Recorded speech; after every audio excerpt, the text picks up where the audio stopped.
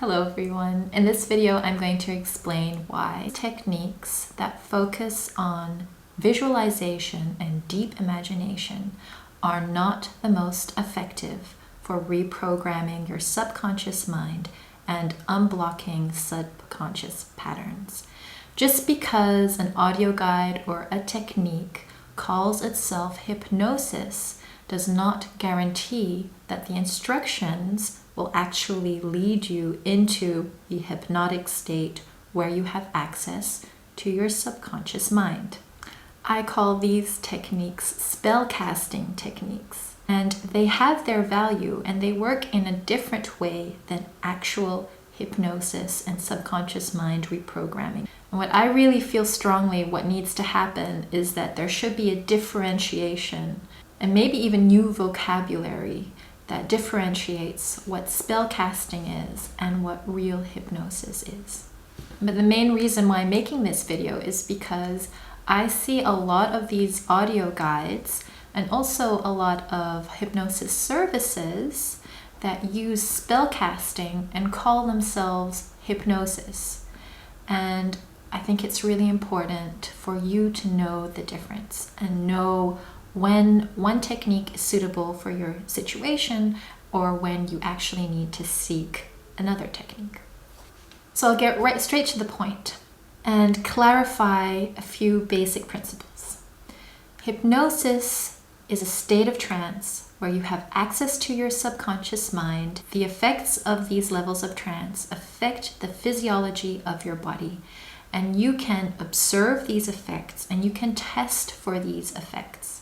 And as an hypnotherapist, it's crucial that I'm able to observe these effects and test for them, because it's not so easy to determine whether you are in a state of trance or not from the inside if you are a beginner.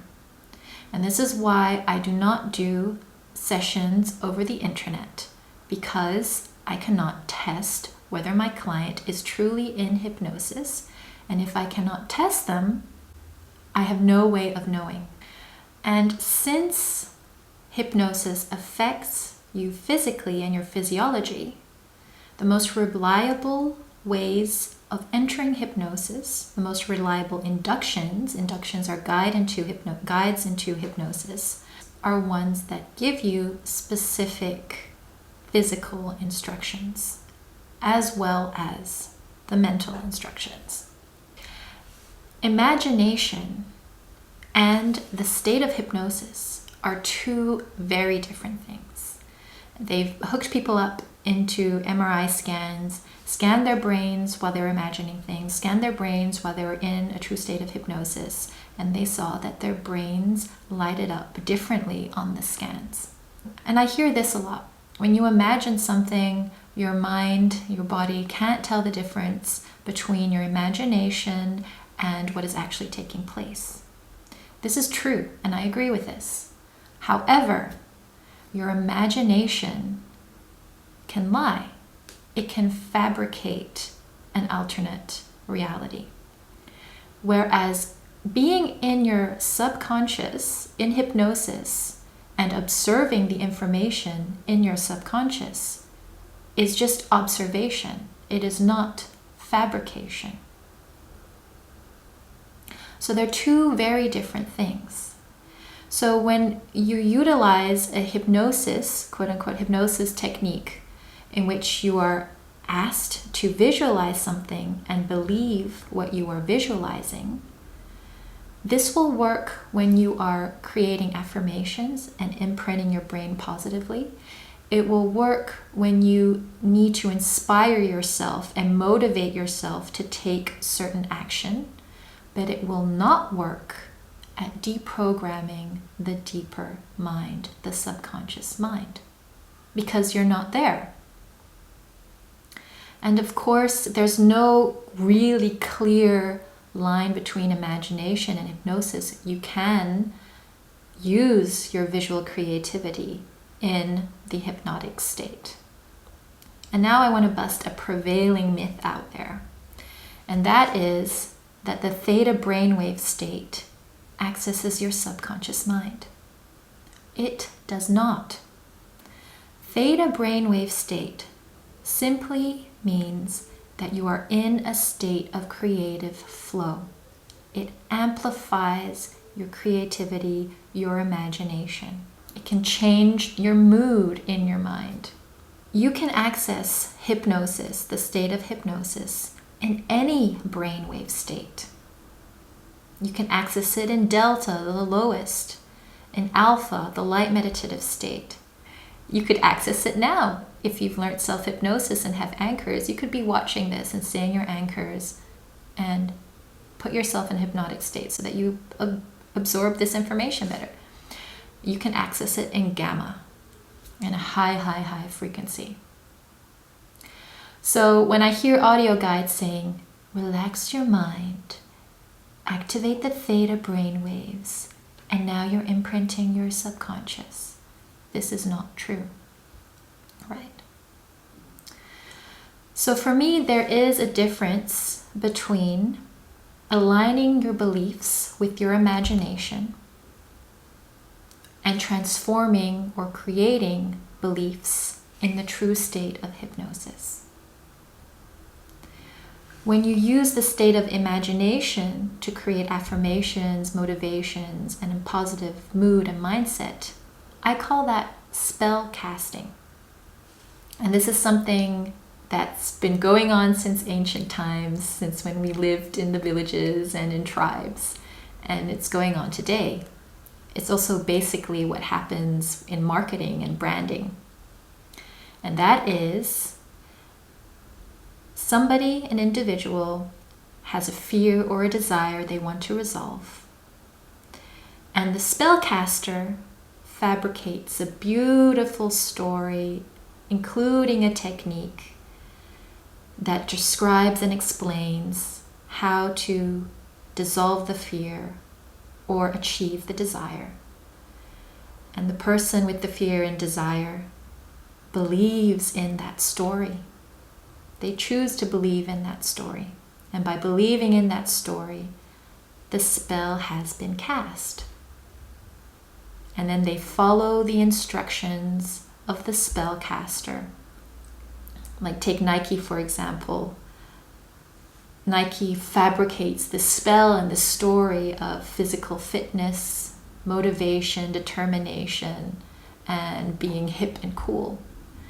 And if you believe that story, you will be motivated to purchase their products to realize that spell that they cast. And the same thing goes with, law of attraction, energy workers, and this self-improvement kind of community.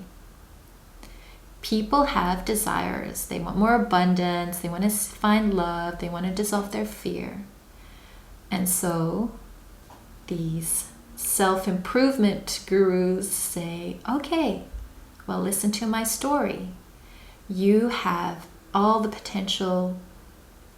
All you have to do is believe in yourself. And I want you to imagine your ideal existence. And then they go on, they fabricate the story, they create the spell, they're casting the spell, and they say, if you believe in what I tell you, your energy will change and you will achieve what you want. And you believe their story. And by believing their story, you experience your energy changing. And by your energy changing, your motivation and your actions change. And this does indeed bring you closer to what you want. And sometimes this spell casting works for the reasons I've said. It's good at changing your mood and motivating and inspiring you. However, sometimes it's not enough, and you need to look further. And so the point I'm trying to make is that if you start to understand the difference between spell casting, using your imagination, and true hypnosis, you will recognize when the spell casting isn't working and where you do need to go deeper. And I've been looking around at a lot of the hypnosis products out there, the products that label themselves as hypnosis. And unfortunately, I see a lot of these visualizing techniques labeled as hypnosis. And what's even more flabbergasting to me is that the inductions of these audio guides contain no instructions for entering trance. They only contain instructions for relaxation and activating imagination. And I really, really wish that people would stop labeling these as hypnosis, or that the hypnotherapy community can come up with a different term for what hypnosis actually is. So I'm probably repeating myself because sometimes I forget what I say at the beginning of the video, but I think this is really important. So I don't want to diss spellcasting techniques, because in the state of relaxation and creative flow, your body regenerates, your mind balances out. When you're visualizing creatively, you're strengthening your brain, you're growing connections in your brain.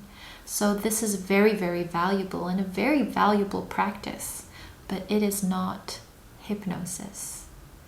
And if you are relying on these practices to truly transform acute trauma or to achieve something in your life, to unblock something in your life, and it's not seeming to work, it's time to be more critical about the technique you're using.